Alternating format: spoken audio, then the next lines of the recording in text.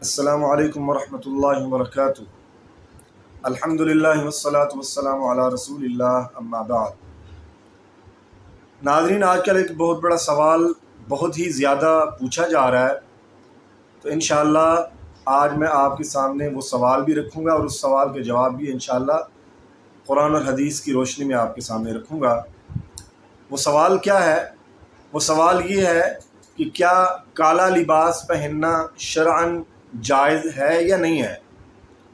کیونکہ آج کل محرم کے دن چل رہے ہیں، تو ان دنوں میں بہت زیادہ لوگ کالا لباس پہنتے ہیں، تو دوسرے لوگ جو نہیں پہنتے وہ ان پہ پھر وہ فتویٰ بازی کرتے ہیں کہ یہ جائز نہیں ہے۔ تو انشاءاللہ قرآن اور حدیث کی روشنی میں اس کا جو جواب بنتا ہے وہ آپ کے سامنے رکھوں گا۔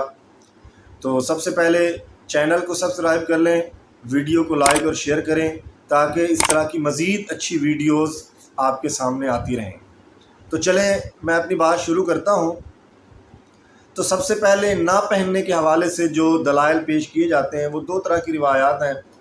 ایک تو یہ ہے کہ کالا لباس جہنمیوں کا لباس ہے، یہ اکثر بیان کی جاتی ہے یہ بات، اور دوسری بات جو کہی جاتی ہے وہ یہ ہے کہ کالا لباس یہ فرعونیوں کا لباس ہے۔ تو جہنمیوں کا لباس یا فرعونیوں کا لباس، اس طرح کی کوئی بھی صحیح حدیث مجھے تو نہیں ملی، ایسی کوئی بھی روایت نہیں ہے کہ یہ جہنمیوں کا لباس ہے، یہ فرعونیوں کا لباس ہے۔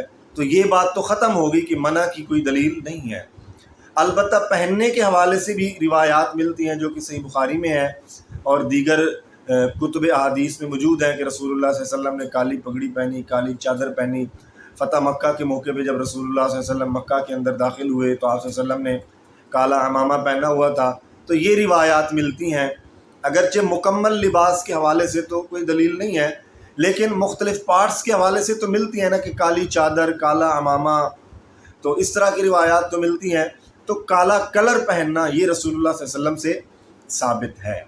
اب اس میں ایام کی وضاحت نہیں ہے کہ رسول اللہ صلی اللہ علیہ وسلم نے اس کو کسی دن کے ساتھ مخصوص کیا ہو کہ فلاں دن میں پہنے یا فلاں دن میں نہ پہنے، مطلقاً ثابت ہے کہ کالا لباس پہنا جا سکتا ہے۔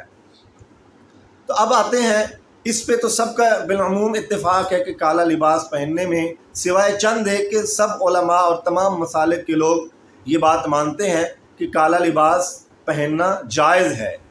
تو اختلاف کس بات کا ہے؟ اختلاف آ کے یہ بنتا ہے کہ محرم کے دنوں میں جو پہلا عشرہ ہے محرم کا، ان دنوں میں کالا لباس نہیں پہننا چاہیے۔ تو جو لوگ کالا لباس پہنتے ہیں ان دنوں میں وہ سوگ کی نیت سے پہنتے ہیں۔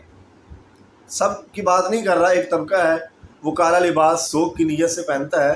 پہلے تو یہ بات جاننا لازمی ہے کہ آیا اسلام میں سوگ کا کوئی لباس کسی بھی کلر کا سوگ کی نیت سے پہننا مقرر ہے یا نہیں ہے؟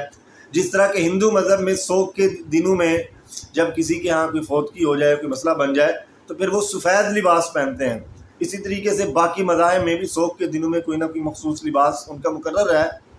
تو اسلام میں بھی آیا کیونکہ ایسا لباس مقرر ہے یا نہیں ہے؟ تو بھائی اسلام میں اس طرح کا سوگ کے حوالے سے کوئی لباس مقرر نہیں ہے۔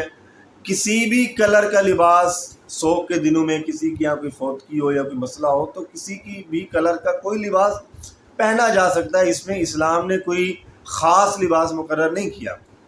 تو یہ کہنا کہ سوگ کے دنوں میں کالا لباس پہنا جاتا ہے، اس کی کوئی شرعی دلیل نہیں ہے۔ تو سوگ کے لیے تو کالا لباس نہیں پہنا جاتا۔ باقی آ جاتے ہیں اس طرف کہ ان دنوں میں جو لوگ سوگ کی نیت سے کالا لباس نہیں پہنتے یا کسی مخصوص وجہ سے کالا لباس نہیں پہنتے، ویسے ہی کوئی لباس کسی کے ہاں کالے کلر کا لباس ہے تو وہ پہن لیتا ہے، تو کیا اس کے لیے کالا لباس پہننا جائز ہے یا نہیں ہے؟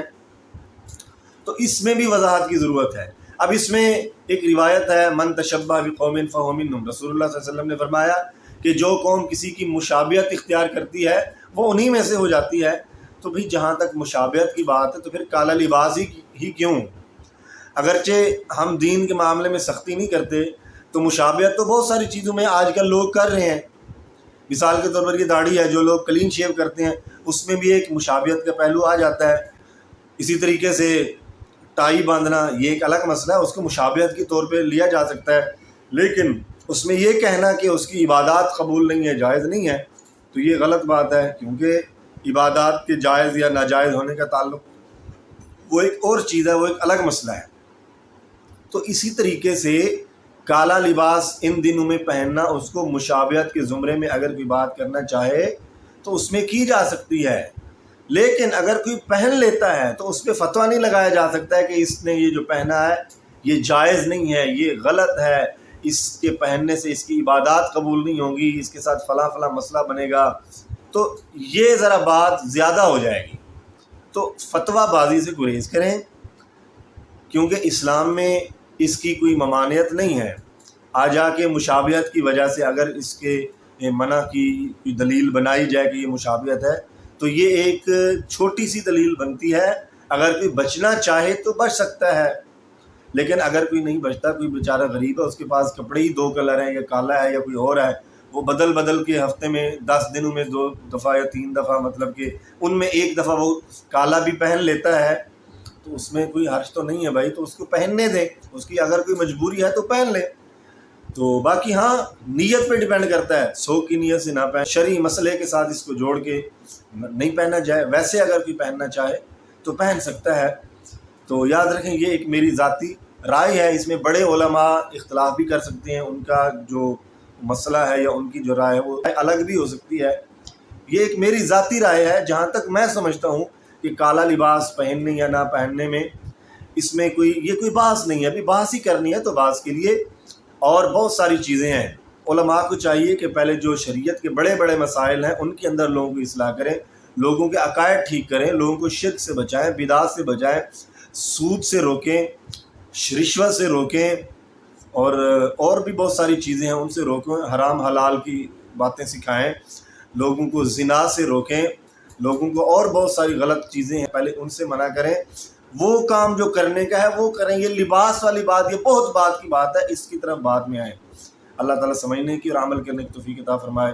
اقول قولی ھذا استغفر اللہ لی ولکم ولسائر المسلمین۔